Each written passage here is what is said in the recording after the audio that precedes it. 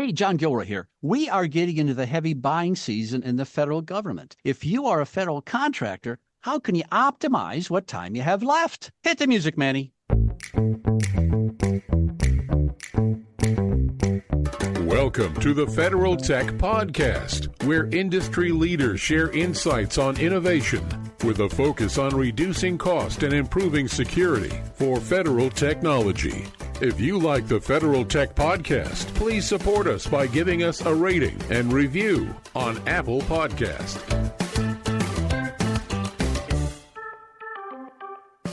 Welcome to the Federal Tech Podcast, the podcast that connects you to federal technology leaders. My name is John Gilroy, and I will be your moderator. In the virtual studio today is Brooke Smith, CEO of Deep Water Point and Associates. So, Brooke, I had that silly opening, and I didn't say anything about $1 trillion. $1 trillion? Is that the number we're talking about? There is, good morning. There is a lot of money out there, no doubt about it. And it didn't get approved until late in the season. So we're going to have a big washover here in the end of this year. And I'm looking forward to talking about how we can help people think about that. I remember a couple years back, all our kids abandoned us and went everywhere, and we moved. And after 30 years, hard to move. And so it got to the point we have 10 days left to move. All of a sudden, guess what? Your priorities get all kind of changed. And somehow, I don't know how we got everything out of the house and got rid of stuff. So I think from a federal contractor's position, they're kind of looking at the same thing. They're looking at the calendar and they're going, we don't have all the time in the world here, Brooke. So what's the best way to optimize this time? Well, I'd break the problem into two pieces. The right way to do it and the way to do it in the last 10 days of the move. Reality comes home, and I think we're going to see a significant flow of funds and transactions here. They've already begun. And then there's the right way to do it, which is a year ago, you should have been out in front of these deals and crafting and shaping and then really bringing home the RFP process, the formal element of contracting for it, kind of with your work done effectively. But we're going to see a little of both this year, right? You're going to have those where people have been out ahead of them and done a good job preparing for success. And then there are going to be fresh opportunities that just pop up that are part of the spending of that giant number we talked about at the head. And we'll see a significant number of task orders come through, GWACs, IDIQ contracts, some perhaps even OTAs might show up as a mechanism just to get work under contract before the end of the fiscal year. We know there's a why that pops up here, and I've been reading about this and studying it many years now. And so the why is, why are GWACs and MAC options thought of the best and fastest paths to obligating those funds? So those, you mentioned it, so these seems to be the two ones people focus on. Is that right? Yeah, it's a long-term trend. I'd offer that the protest history of these significant other major programs that have constantly find themselves at the finish line at selection into a protest cycle that drags on for an extended period has led to looking for alternatives. In GWACs and IDIQs, the GSA started many moons ago to bring forward the idea to be able to buy technology more rapidly and more effectively through available vehicles. And what the big services of all and big agencies have found that taking advantage of those IDIQs and GWACs is a better method. It prevents the opportunity for protest and allows them to obligate their funds and build their scopes in almost the same way as a full-on RFP. So you're seeing more and more dollars move that way as a result of trying to avoid the troubles of complicated large RFP actions. Yeah, I came up with a silly premise of, okay, you got 30 days left. You got to, well, and I know that companies have been working this for a long time, and some opportunities may present themselves at the last moment. And maybe that's the 10-day scenario, 10-day nightmare scenario that they encounter. Yeah. So I'm going to, I teach, and my students give presentations, and they're too general. I go, no, in order to be terrific, you got to be specific. And so I'm going to use that little teaching line on you, Brooke. So what are the specific challenges that organizations face when competing for these funds? Yeah, let me try to answer that in two ways: doing it right and doing it quickly. Speed brings out is the mother of invention and the mother of necessity. But doing it right, there is no substitute for, right? Yep. The idea that getting out in front of and understanding the mission needs of a client and them understanding you in turn and how you can bring value, insight, innovation into their enterprise as everybody's moving forward. Technology has been, the cornerstone of my career is this idea that technology has really been highly influential in the changes that agencies can deliver service and support their mission objectives. So how that is done in the best cases, you start out in front and you introduce your capabilities, fresh ideas, you listen. I've always told younger folks in my teams that you're born with two ears and one mouth. Use them in that ratio. And you need to listen to what the client is trying to do and to understand their objectives, and then showcase who you are and what you do and how you are different and can compel a strong understanding of who they get when they buy you or if they bought you. And that is really the cornerstone to any successful capture. In some instances, we're just going to get monies that now are going to go fast here at the end of the fiscal year. In some instances, it's just dollars that need to be placed to get pieces and parts that they need to do their work. And if you didn't do all of what I just described, then how do you tell that story in a compelling and convincing way in an RFP response and showcase who you are, the authentic you? I mean, that to me is a vital part of doing it well in the longer case, but in the shorter case, you still have to be authentic, and it needs to ring through to the client that you have innovation, you have credentials and quals, and you know how to price effectively, and that you understand their mission needs and their business objectives effectively. So putting those together is in the right combination is vital to being successful. Everyone talks about streamlining, Yeah. Bicycle racers want to be streamlined, car racers Yeah, want to be yeah. streamlined. And so, if you look at the summer of 2024, there's a lot of changes, Yep. on the political front. And there could be changes in the next 2 or 3 weeks. So how can a listener streamline their proposal evaluation for something that just comes up? Yeah, very important to be sure you understand the client, right? That was the message a moment ago. And so streamlining yourselves, making efficient. Sometimes you have the resources you need, and sometimes you don't. And there's absolutely nothing wrong with going outside your enterprise to find resources that can help you streamline the work efforts that you have. That's frankly what we were built for, and that's the purpose of Deepwater Point and Associates is to do precisely that, to help you understand the client, get inside to the right decision makers in an effective way, and then ultimately put the right solution together and convey it effectively in a proposal response. And so understanding when you have the resources that you need and are required to be successful and when you don't, because it is a competitive marketplace, and showing up and just bidding has not been the winning formula. It has been doing the things we've been discussing here effectively, and even if it's in an abbreviated timeline. And so pulling in the right resources to accelerate those conversations and understandings is in the draft phase. If you didn't create or shape it, but you're interested in it because it's a core capability that you can make a difference on, then getting to the client to get them to understand that your capabilities and understanding and creativity can make a difference in their future state, well, and do that rapidly is really an important ingredient in any successful growth strategy for anybody trying to work here in the public sector.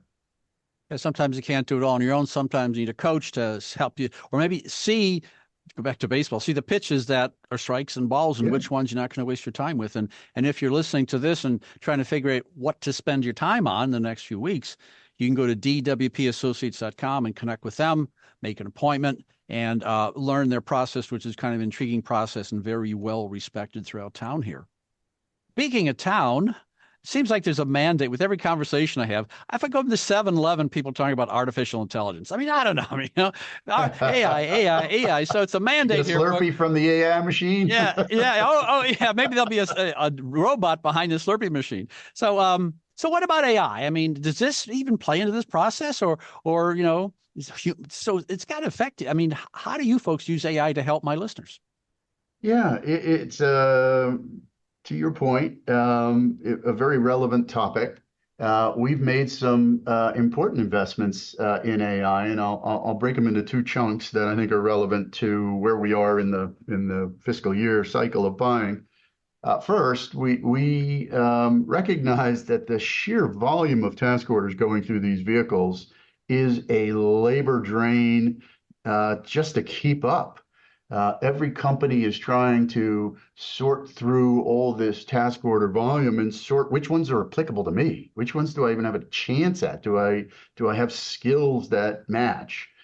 So we've built a tool that allows clients to create a matrix of what they care about and run AI engine against task orders as they're released and come up with scores. So we have a scoring mechanism to match your capabilities with the needs that are flowing through. And there are thousands. I think the number we're using is over 300,000 task orders released last year. This is just a massive volume to try to read and keep inform a strategy from a chief growth officer's perspective. So we're offering a really well-priced tool to help automate that and make find the needles that in the haystack that matter to you. And so anybody's interested in that, we're more than happy to show you what we built. It's a really fantastic tool. A number of clients have noteworthy and name recognizable firms have jumped in with us. Really see it as a super part of a solution. The other is just getting proposals done. There are some really nice tools. They're early in their maturity cycle, but they're really looking quite promising. You can get a 70-80% compliant response written. That takes a lot of that hard work of putting a basic proposal together. That's the kind of blocking and tackling part of it. Now you got to get to the tailoring it, making it relevant, focusing on the client mission, the innovation cycles that you're going to introduce, and why the why choose me part of that, and so we're blending a combination of tools and people. It's really at this point the AI can get us some gains in terms of just pure calories you got to put into creating a proposal, but there's no beating that human element, and so blending those together, find the right list to go prosecute, then be efficient with the time and resource investments that you make, and then really focus on that extra last third of the proposal, which is all about making a difference for your client and showcasing your ability to innovate against their needs effectively. And so those are the matters we think are making a difference and are kind of in the foreseeable run of how AI is going to make a difference in this world in public sector contracting here in the near run. Yeah, years ago on radio, they'd say winner, winner, chicken dinner. And so when you use that, dinner. Yeah. Well, one of the others, I'd highlight one other thing people ought to be thinking about. I think it's going to be a byproduct of, we'll see the government generating RFPs with AI. And they fully recognize that we're going to respond with AI to be compliant and put together efficient responses. they're going to want to meet the people. We're seeing a marked increase in orals, the need to meet the team that's proposed this. I need to see the whites of the eyes. I need to hear from the leaders and the program leaders that are going to be showing up. And so we're seeing a lot of growing interest. The Army's just declared they're going to start making it a normal part of how they do it. FEDSIM has been doing it for a while, orals being such a critical part. So we're really investing heavily in being able to help, as that's just not a skill that everybody kind of comes out of the womb with, which is how to tell your story effectively in oral communications in a way that people will hear it and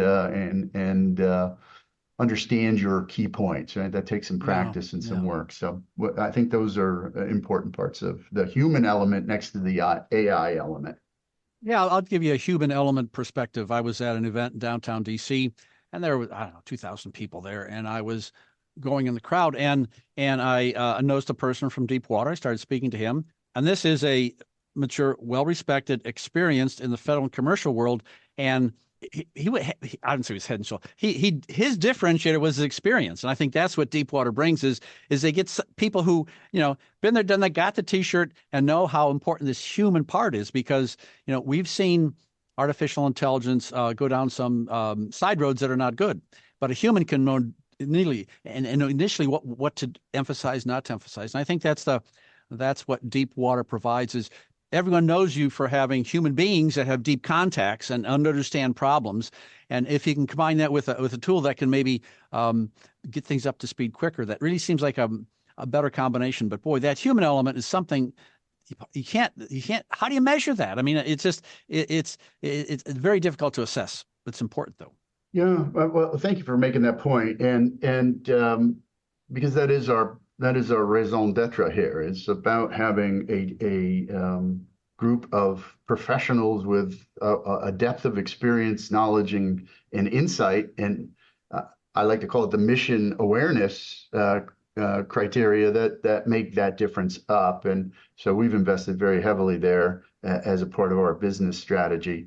But because whether you're in a formal RFP process that's long and drawn out, or whether you're in a task order or an OTA model where you're just trying to move more rapidly to a contracting action, both of them, let's use the tools that can give us some efficiency, but there's no substitute for understanding and whether that's communicating your value proposition orally or telling it in a proposal effectively and getting it priced effectively to recognize who you're up and who you're competing against. It's this is a competitive marketplace we live in. Yeah, and without vision, you're not going to understand that competitive marketplace. I was reading an article by a guy who owns a company, and he said, I would never want to be the CEO. I hire CEOs because, that's a very difficult position where you got to have that clear vision. You have to have the vision of how to manage your time, your people's time. And if I'm Gilroy Software, the CEO of Gilroy Software, that's a very complicated position to be in. And it's just pursuing opportunities. You could waste substantial chunks of time and lose profit that way. And the vision is really important. So what about this vision of the CEOs who are pursuing these opportunities? That's really important to have, isn't it? Well, it is. And understanding your core capabilities and being clear with what you will say and say yes to and seek to pursue, and what you'll say no to. No is maybe twice as important as yes. It's so hard. It is the discipline to know where you can get your growth, where your authentic skills are in your commitments to continue to build strength, right? It's like training. It's like training physically to stay fit and healthy. And you have to put in that work in order to achieve the results, and you have to be committed to the work, right? It's showing up even when you don't feel right. So I think that's an important part for any leader here in any market is we talked before we got started about Steve Jobs and his focus, his crazy focus for just what it is.